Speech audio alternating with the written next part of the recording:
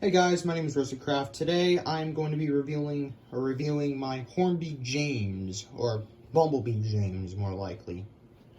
And I will also be reviewing these two coal cars that can be removable for some reason, which I kind of like it. So yeah, let's get reviewing.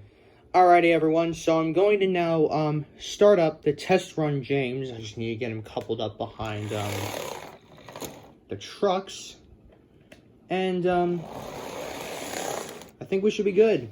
So let me just get into position. Alright guys, we're getting right into position. Ready? Whoops, wrong way, sorry.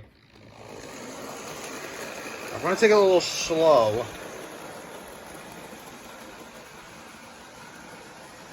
Alright.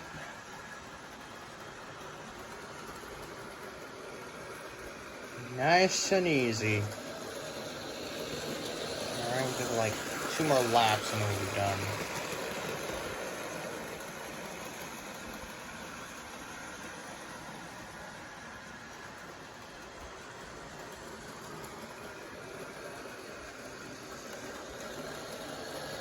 Alright, yeah, you know, alright, one more.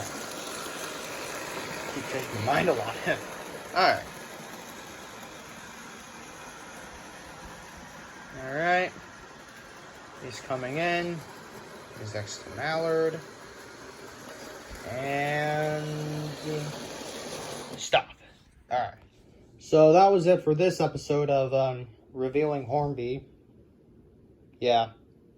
I don't know what else to do. So yeah. Overall, I rate Bumblebee a 8 out of 10. It's a pretty cool character, but being put on the tracks is a pain in the butt. So, yeah. That's basically it this episode. Next episode, I might review either Thomas or Spencer. So, yeah. Anyways, that's it for this episode. See you guys later. Bye-bye.